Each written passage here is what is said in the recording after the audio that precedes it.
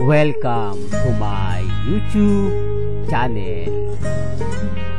Kung bago ka lang sa channel na to at true-blooded Aldab Nation ka, tama po ang channel na pinuntahan mo. Kaya considering na po kitang bagong subscriber. At huwag mong kalimutan pindutin yung bell para lagi po kang updated sa bagong video na ilalabas ko. Salamat po sa iyong pag-click sa channel na to. Welcome back mga kaaldab. Ito na naman po ang inyong lingkod, si Mr. Destiny, at magbibigay tayo ng pinakamagandang update po ngayon sa social media. Ito yung comment sa atin mga kaaldab, o yung mga nag-comment sa atin sa channel natin mga kaaldab, na syempre na-conscious din po ako, tapos tinignan ko kung ano nga po ba talaga yung totoo, kung meron nga po bang interview na naganap o nangyari kay Maine Mendoza. Makita ko po si Boy Abunda lang po pala. Ito pala yung post na kumakalat sa social media na nagsalita nga po raw o kinumpirm daw po ni Boy Abunda na buntis po si Mengay. Una sa lahat, never pong nagpa-interview ang Eat Bulaga sa GMA Network. The real talk to.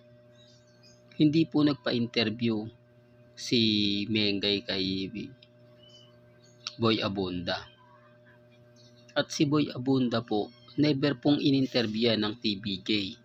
Nagpa-interview po ang TVJ kay Lolit Solis, pero sa kanya never po. Kaya malaking insult at malaking sampal po ito. Dahil alam naman po natin na never nagpapa-interview si Maine. Kailan po ba nagpa-interview si Maine? Di po ba? Kaya nga po nagulat na lang ako, marami ng reaksyon.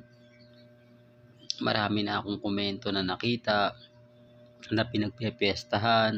Po ba, syempre kapag nakita po ito ng mga mamis, mga titas, mga senyor, malulungkot talaga sila sa balitang to, na papabor naman po ito sa mga Armin at sa mga main fanatics, di po ba? At syempre pag nakita to ng cut din, i-share nila to, panlaban nga po sa Aldab Nation. Ito yung sinasabi ko mga kaaldab, na kapag may mga bagay-bagay po na mahirap nga po talagang ipaintindi, ito yung kinalalabasan. Kaya nga po yung iba na nagre-react sa akin, nagko-komento sa akin na ganito ganyan, okay lang po yan. Kasi alam ko naman po yung buong kwento at buong istorya na never pong magpapa-interview si Mengay kay Boy Abunda. Maaari sa iba, hindi po ba? Kay MJ. Ibig sabihin, pinangunahan pa po ni Boy Abunda sina Henyo Master Joey De Leon na nagpabubulgar, di po ba? Si ano po talaga yung mabilis magpabulgar yan si Henyo Master Joey De Leon, di po ba? O baka sabihin nyo hindi na naman totoo yun. Kaya nga sabi ko, nagulat nga po ako nang makita ko yan. Hindi ko ine-expect na kumbaga may magsasalita ng ganito o ganyan tapos pupunta sa channel natin po ba. Pasensya na po kayo dahil isipin nyo, alam mo naman Mr. Destiny, fake news yan, pero bakit mo pa binabalita? Hindi naman kami naniniwala dyan dahil alam naman po namin yung totoo, alam naman po namin yung buong kwento. Ito yung isa sa rason mga kaaldab kung bakit ko to ginagawa, kasi maraming mga mamis,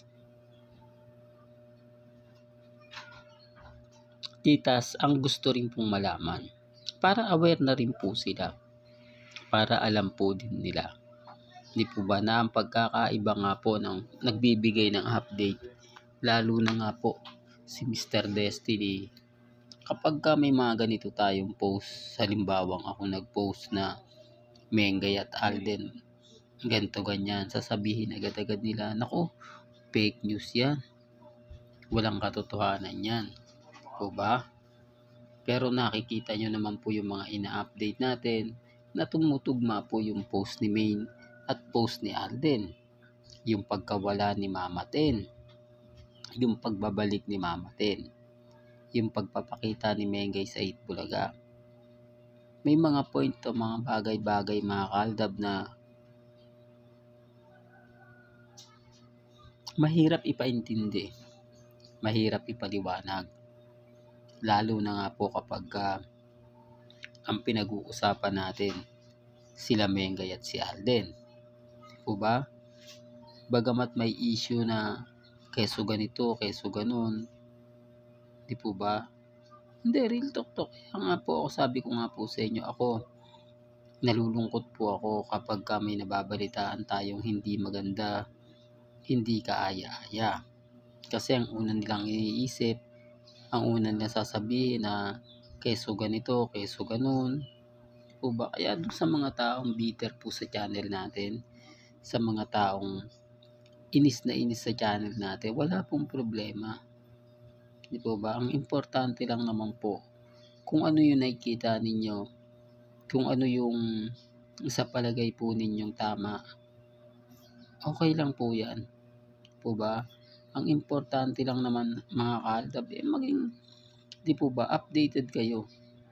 Lahat po ng mga nakikita nyo sa Instagram, sa Twitter, sa Facebook, relax lang. Maging matatag lang po kayo, maging kampante. Kasi hindi naman po pwede na, kumbaga, lahat ng sabihin ko, laging kumukontra sa kanila. Di po ba? Alam nyo naman po na maraming bitter. Ako lang naman po yung nagbibigay halimbawa, nagpapaliwanag sa mga nangyayari at nagaganap. Kasi alam ko, sa post na to, maraming mga mamis, mga titas, mga senyor ang nalulungkot. Tapos sinasabi nila na wala na nga po raw Aldab, tapos na nga po raw yung Aldab. Di po ba? Medyo nakakalungkot, nakakadismaya, nakakainis. Kasi pag nag-post sila ng ganyan, Aldab agad ang tinitira nila.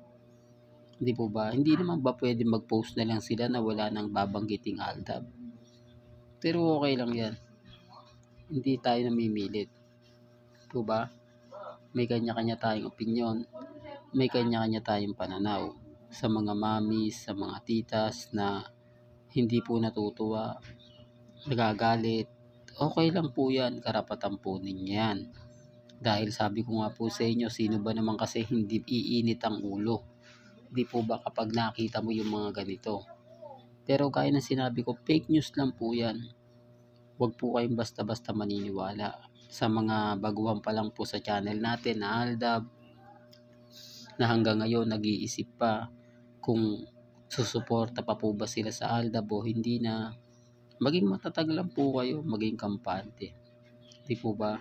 Hanggat na andyan po si Maine at si Alden, malaking pagbabago. Ito nga po, sample lang po yung birthday ni May, nagpakita si Alden for the first time.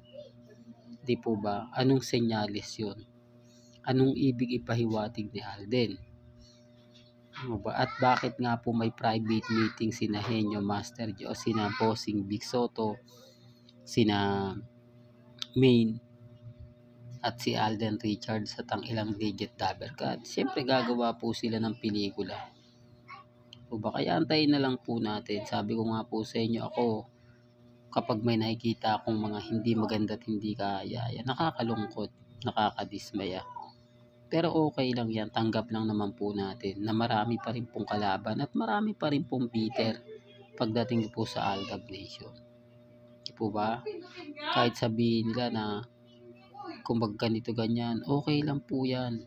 Relax lang po mga mamis, mga titas, mga senyor. Hindi ko man po mapagaang ang kalooban ninyo sa mga nababasa ninyo rito, sa mga comment ninyo. At least mapapaisip din po kayo na never pong nagpa-interview si Maine Mendoza kay Boy Abunda. Di po ba? Real talk to mga kaalda.